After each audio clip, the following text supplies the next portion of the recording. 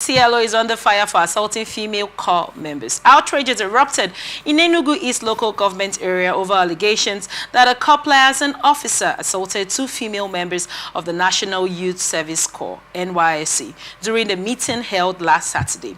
The CLO, whose identity remains undisclosed, allegedly intimidated the corps members before boasting of being untouchable due to his connections with senior NYSC officials. The incident has sparked widespread condemnation from advocacy groups, concerned individuals, and the public, who are demanding swift and decisive action. The matter came to public attention after a relative of one of the victims shared the ordeal on social media, posting via the handle Joyce of Lagos on X, formerly Twitter. The relative alleged that the police initially investigating the case were pressured to drop it following directives from higher authorities. Reacting to the incident, the African Women in Public Service released a strong worded statement on Monday, condemning the alleged assault and calling for immediate action. This incident is a gross abuse of power and a violation of the rights and dignity of the victims, said Ugo Ugwa-Nnachi, president of the AWIPS, in the statement. The NYSC must conduct a thorough and transparent investigation to ensure justice is served and send a clear message that such actions will not be tolerated. AWIPS also raised concerns about allegations of police compromise, which they said leave the victims vulnerable to further intimidation.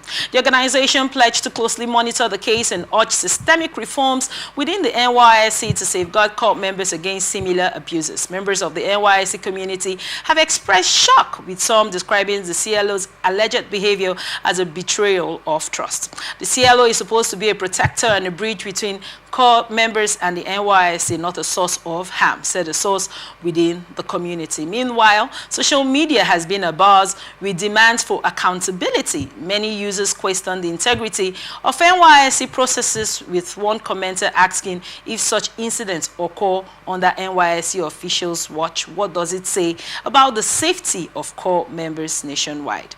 The public outcry has intensified calls for NYSC to address the incident transparently, ensuring the victims receive justice and restoring confidence in the institution.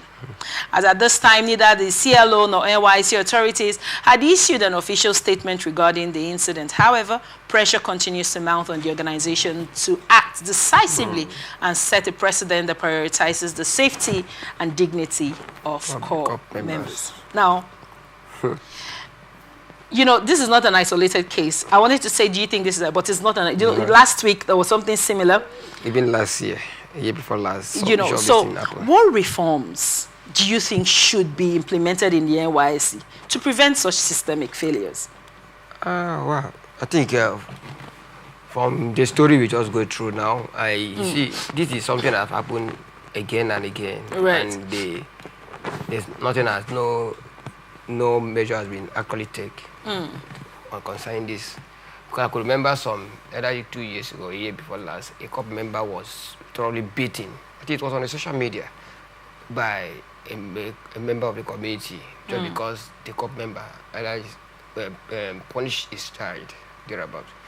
So the young man was beaten, his book bag was peeled, and even the NYSC, some of the corps, they protest. I don't think that matter was taken anywhere. For the one that for this current one now, the CLO, right, because of his office, somebody working for him, and you see, the kind that carried out this out, because I watched the Twitter, I saw the way the young girl was complaining, was lamenting, was shouting, even called the police. The police officer was there. Right. And what happened there was they have to chase him out and say, come on, start going. The matter was just like that.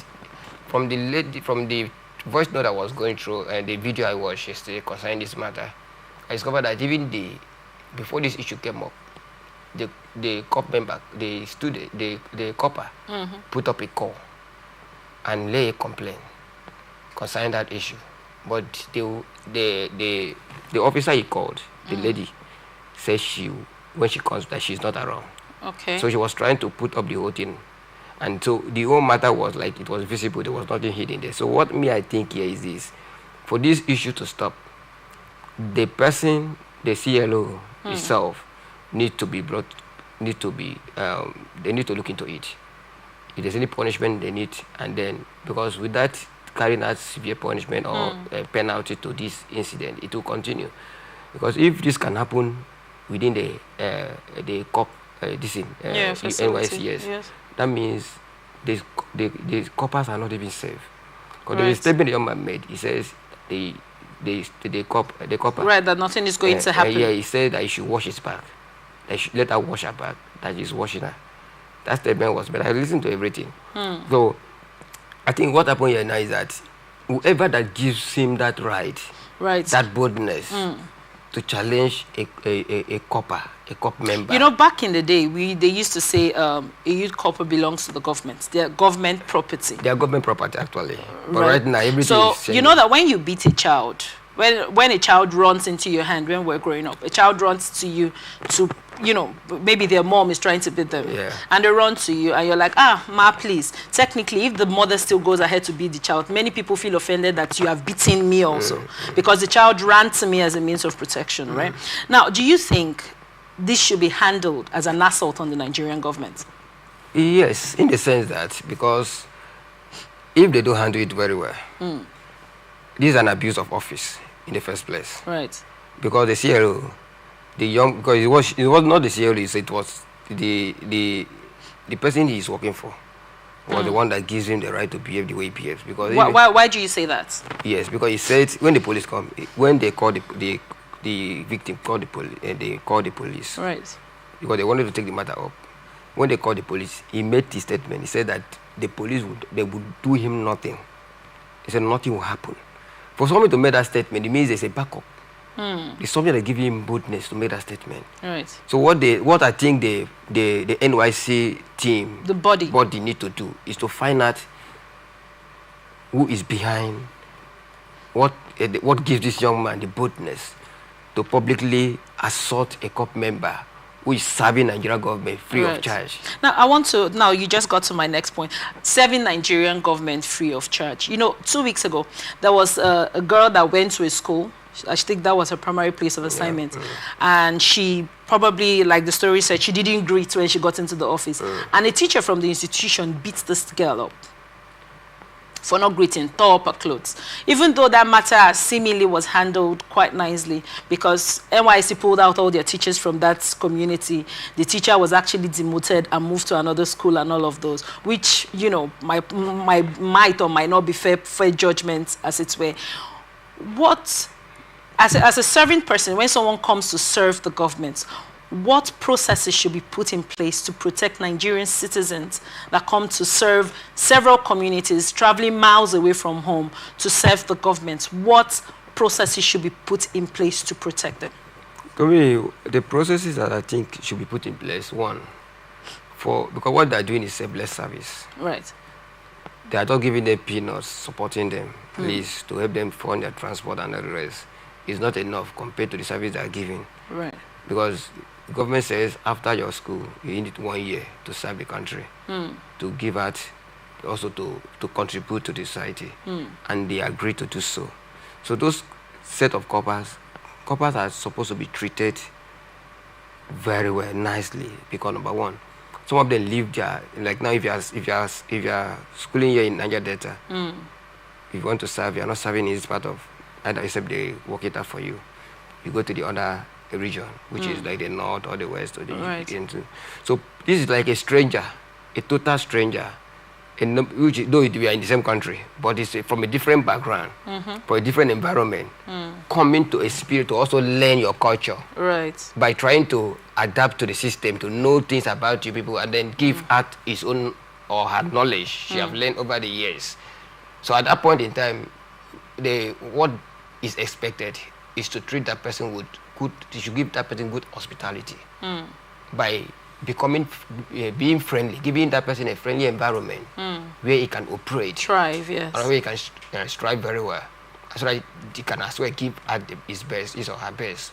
So, but if as they are coming, instead of you giving them a free environment, a conducive environment, a place where they can discharge their duty, and you are like giving them the opposite. I think at that point in time, no matter how who the person may be. I think the government should understand that this is my child. Right. One last question. The person is not there for himself. One last question before we move, we take a short break. I want to ask you, now, with this story, the NYSC hasn't responded. They haven't said anything about it. No identity to the CLO that, that has assaulted the ladies. From your point of view, right, now I want you to look at this structurally as regards to people leaving their families, leaving their homes, trying to serve the country, moving away. And all the service youth corp members give. Do you think the plan or the vision for the youth service in itself is currently still useful? That is when you start coming up with this question now. There's something that dropped in my mind. Because every process starts with an end goal in mind. You see, what happened here is that right, you can't start what you know you cannot finish. You cannot start what you know you cannot finish. It's not wise. To me, if the Nigerian government is not giving the necessary attention to the COP members anymore, the best thing is to scrap it. Because number one, there is up to now the NYSC body has not come up with any useful information.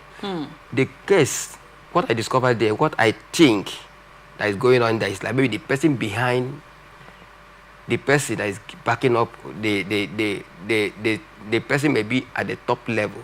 But then again, people's voices are amplified. Where this young man is getting this audacity to be proved to doing all what giving the ego to do what he's doing. It may be somebody they cannot caution, and for them not to go further.